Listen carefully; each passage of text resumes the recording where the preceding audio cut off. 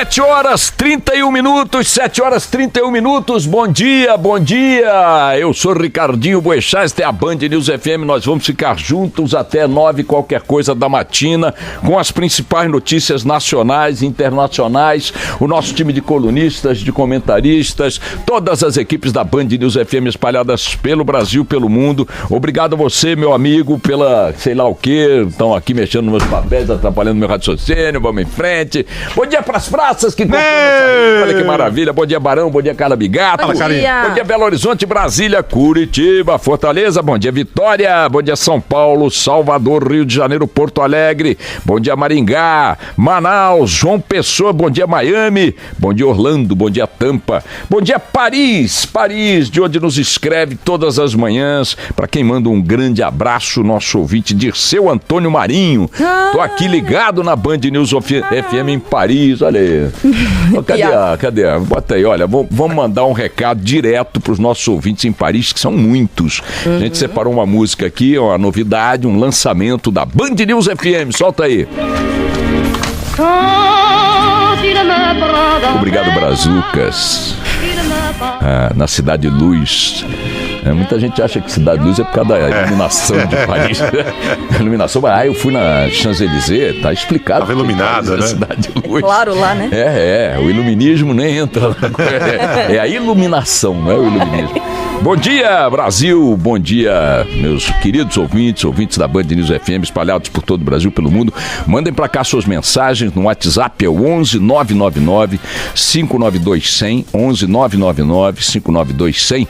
Também você pode mandar e-mails, correios eletrônicos pelo ouvinte@bandnewsfm.com.br, ouvinte@bandnewsfm.com.br. Minha gente, que assalto cinematográfico esse do avião da Lufthansa no aeroporto de Viracopos. Os caras levaram 5 milhões de dólares. Pela manhã dizia-se que eram joias e dinheiro, né? Tinha joia também. Tinha joia também, Caraca, rapaz.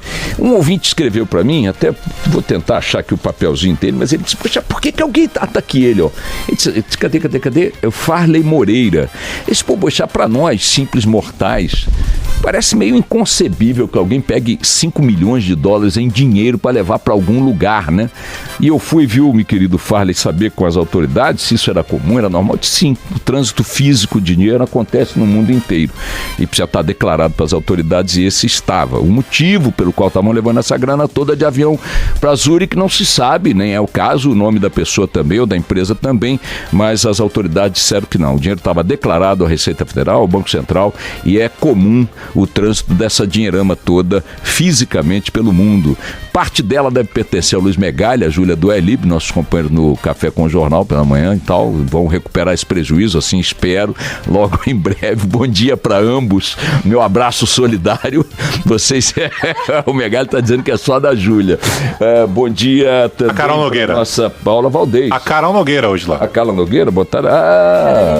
Tá lá, a Carol Nogueira. Um beijo pra Carol, bom dia pra Carol lá no Band News TV, bom dia pro Café com o Jornal, sintonize agora a TV Bandeirantes ou o Band News TV, você terá as imagens da Band News FM aqui nos estúdios de São Paulo, Morumbi, Zona Sul da capital paulista. Minha gente, eu falei ontem aqui a respeito desse assunto da intervenção e acho que ele não pode perder foco ou destaque, porque vejam que ele se transformou, e creio que assim permanecerá, pro bem e pro mal, o tempo é que vai dizer, como o assunto, se não o único assunto de interesse da sociedade brasileira no curso da discussão eleitoral, que cada vez se aquecerá mais até outubro, né, porque vai decidir o novo presidente da República e tudo mais, mas a segurança pública, a violência, tomando como ponto central dessa discussão o Rio de Janeiro,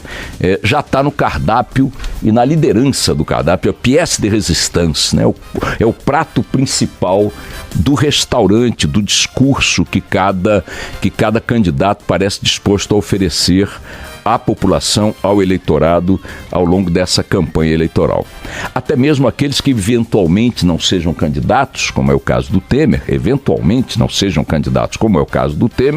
mas que terão interesse numa vitória política nesse campo por uma questão de legado, né? Uma questão de disputa de territórios partidários, etc., eleitorais e tudo mais.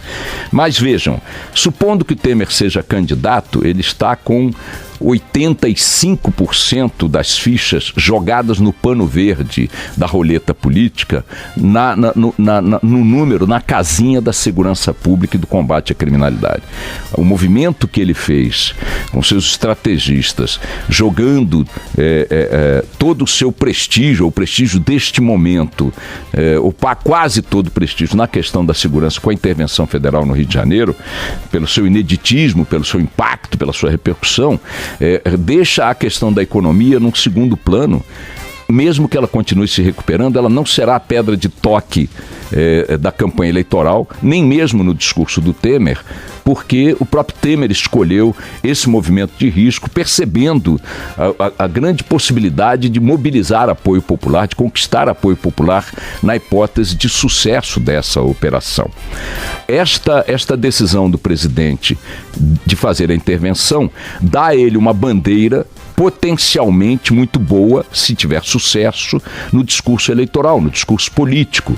E da mesma forma passa a balizar, né, as ações eleitorais e políticas de todos os potenciais candidatos ou de candidatos já declarados. Nem precisamos dizer que essa é a pedra de toque do discurso do Bolsonaro o tempo todo. Não precisamos dizer que o Alckmin já tem se pronunciado aí sistematicamente desde então em questões de segurança. Hoje os jornais estão dizendo aí várias ações e discursos que o Alckmin está preparando dentro desse território. O Ciro Gomes já se posicionou atacando a intervenção, o Lula já se posicionou atacando a intervenção, a Marina Silva se posicionou defendendo, desde que observados estes e aqueles aspectos e atingidos estes e aqueles objetivos. O Rodrigo Maia, que agora já é pré-candidato declarado ao Planalto, está com a agenda de projetos de segurança pública na Câmara dos Deputados como base de sua largada da candidatura, etc. Então, a segurança pública, a partir desse fenômeno, independentemente do peso que ela já tinha nas nossas vidas, e é enorme, ela tem agora o peso político eleitoral que esta intervenção delineou de forma mais clara. E é o assunto que vai predominar, eu não tenho nenhuma dúvida, com forte predomínio, aliás, com forte superioridade em relação aos demais, inclusive à economia. Claro que estamos sujeitos aos acidentes do destino, de repente uma coisa qualquer e tal entra aí e rouba esse assunto por algum tempo ou permanentemente, mas olhando o horizonte até outubro, com os dados que estão no tabuleiro hoje, olharmos para a intervenção e para tudo que ela representa, é importante até do ponto de vista, ou principalmente do ponto de vista da análise do que vai acontecer política e eleitoralmente no Brasil. E por que é importante ter consciência do que está acontecendo? Porque nós vamos eleger o presidente da República, nós vamos eleger o próximo Congresso, o próximo governo por 4 anos. Se esse tema é central para esta escolha, é importante que a gente desenvolva, reflita a respeito desse assunto para poder ter, enfim, uma base, uma consciência maior ou a maior possível em relação ao tema. Deixa eu primeiro reafirmar aqui um negócio. Desde o primeiro momento, ninguém me ouviu dizer aqui que a intervenção era por si só um erro. Muito pelo contrário. Eu disse que a intervenção é uma ajuda federal ao Rio de Janeiro e, portanto, é bem-vinda. Eu disse que a intervenção envolve forças da União e recursos da União num Estado que está completamente destruído pela corrupção e por seus incompetentes governantes, uma estrutura policial destroçada também pela falta de material, por corrupção e tudo mais. Envolve essa ajuda necessária, essa transfusão de sangue e de energia, de recursos, e que o Rio precisa dessa ajuda. Então ninguém, absolutamente em sã consciência, pode dizer que é contra uma ajuda federal ao Rio de Janeiro. E eu não sou. O que eu tenho dito sistematicamente é que só se poderá julgar esta intervenção a partir de seus resultados, e não antes. Mas a intenção da intervenção foi malévola, foi uma intenção político-eleitoreira. Pouco me importa. Se ela der certo, que aqueles que embarcaram nesse projeto sejam aplaudidos. Pouco me importa. tanto quanto pouco me importa que eles sofram as consequências caso o projeto dê errado. É assim que funciona na vida e na política também. Mas o curioso, e que eu queria compartilhar com vocês rapidamente, é o seguinte: é pouco importante que a intervenção não produza resultados palpáveis a curto prazo. O que importa é que ela seja percebida como algo que está no rumo certo. Todos sabemos que a segurança pública é uma questão relevante, mais ainda que se tornou uma questão central na sucessão presidencial. O Temer não precisa propriamente acabar com o crime, mas ser visto como quem está tentando acabar com o crime. Ele tentou resolver lá a Previdência, não tentou? Não deu certo. Então, não houve, poderá dizer ele, compreensão política sobre a necessidade eventual de uma reforma da Previdência. Desprovido dessa bandeira, ele agora pode dizer que está enfrentando outro desafio nacional e só interesses eleitoreiros podem dizer que esse desafio não se colocava de forma urgente, necessária. Os riscos não serão, portanto, a falta de resultados definitivos ou de alterações estruturais que permitam à população perceber que esses resultados virão em algum momento, mais dia, menos dia. Os riscos não estão nos resultados imediatos, mas nos rumos. Não estão na efetividade dos resultados ou das ações, mas na imagem que essas ações passarem para a população. Um ouvinte me disse há dias que essa coisa de elevar a sensação de segurança, como está aí em muitos discursos, é uma maluquice, porque segurança você tem ou não tem. Você não tem sensação de estar mais seguro em Londres ou em Nova York ou em Paris, porque apenas se sente seguro. Você se sente seguro porque efetivamente você está mais seguro. Nas Olimpíadas, na Copa, na visita do Papa, o carioca estava mais seguro porque um aparato enorme entrou em campo para dar-lhe, de fato, mais segurança. Não era um sentimento surgido do nada, era um estado real com o único sentimento possível que ele produziria, que era a sensação de segurança. Sentimento sem base nos fatos é ilusão. Não é sentimento, é abstração da realidade. Alguém que começa a sentir calor insuportável, ou está doente, ou está debaixo de um sol em Copacabana no verão, sem mergulhar no mar, sem barraca de praia. Não é uma sensação abstrata, esse calor é uma sensação real.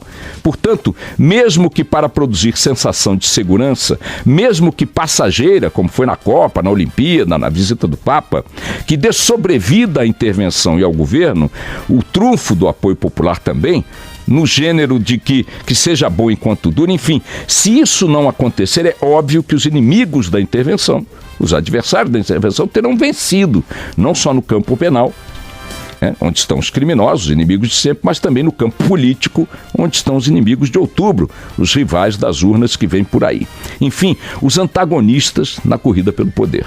A imagem da intervenção, portanto, mais do que a sua efetividade imediata, parece ser algo indispensável ao presidente Temer e à sua equipe, do que os resultados concretos.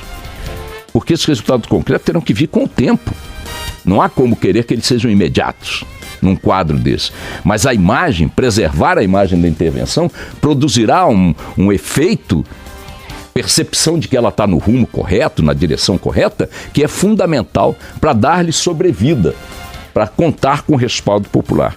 A imagem da intervenção, embora a imagem não seja algo material, precisa ser algo como aquele tal sensação de segurança que eu falei há pouco. Ela precisa corresponder a uma realidade. Precisa, mesmo que subjetiva, mesmo que abstrata, tocar as pessoas como sendo real. E elas só se sentirão assim se de fato a segurança melhorar. Se de fato as coisas acontecerem no plano perceptível por elas. Nesse sentido, o risco de abalar a imagem da intervenção com passos equivocados, com ações precipitadas, mal pensadas ou apenas teatrais é enorme.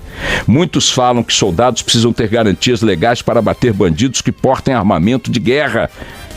como muitos deles de fato portam. Não é nenhum absurdo pedir essas garantias, nenhum.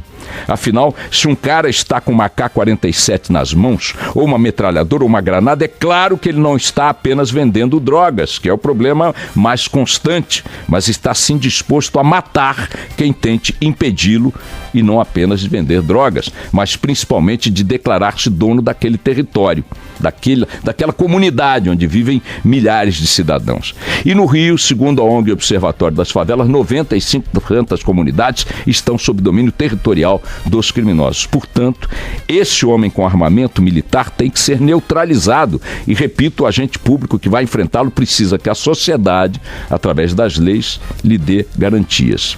Mas o risco desse agente público, do ponto de vista daquela imagem a que eu me referi, não é apenas ser ferido, ou mesmo ser morto. O risco maior dele, do ponto de vista da imagem da operação, é matar uma criança, uma grávida, um idoso, um trabalhador. E as favelas estão cheias de crianças, grávidas, idosos e trabalhador. O grande trunfo dos traficantes não é seu arsenal bélico. Não é o arsenal bélico. Esse arsenal, na verdade, é humano, formado por milhares de seres humanos reféns, impotentes e presos àqueles locais por sua realidade infernal. Se a bala do soldado que tem que matar o bandido com apoio da sociedade e respaldo das leis terminar na cabeça de uma criança, no coração de uma idosa, na barriga de uma grávida, o dano de imagem à operação será o mesmo das operações enxuga-gelo que a polícia do Rio de Janeiro vem realizando há décadas nessas comunidades, sem qualquer resultado palpável, exceto a pilha crescente de cadáveres civis, de cadáveres de policiais também. Isso aí não resultou em nada, rigorosamente nada. O único resultado considerável dessa política de enxuga-gelo com sangue foi a destruição de qualquer laço, de qualquer aliança possível entre aqueles milhares de cidadãos daquelas comunidades e a PM do Rio. Foi, portanto, a destruição de qualquer traço de confiança, foi a destruição da imagem. O Exército não pode cair na tentação imediatista de repetir esse erro. Focar nas comunidades, o alvo das ações, como aconteceu nas 24 operações conjuntas realizadas desde junho do ano passado entre a PM do Rio e os militares. Focar nesse aspecto vai resultar no que se viu no último fim de semana na Vila Kennedy. Vila Kennedy. Na sexta-feira passada e no sábado, grandes contingentes militares ocuparam a Vila Kennedy para remover barreiras colocadas pelos traficantes nas ruas de acesso à comunidade. Mais de 1.500 homens, com apoio de blindados, helicópteros e tudo mais, com a habitual cobertura da imprensa, foram lá, arrancaram as barreiras, prenderam os gatos pingados e foram embora.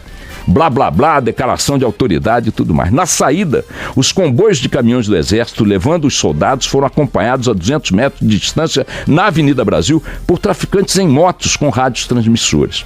Tão logo esses bandidos avisaram as comparsas que a tropa não voltaria, os traficantes ocuparam os pontos de sempre na Vila Kennedy, as esquinas de sempre, com suas armas de sempre, suas drogas de sempre. E já no domingo, minha gente, no dia seguinte, 24 horas depois, as barreiras já tinham sido recolocadas.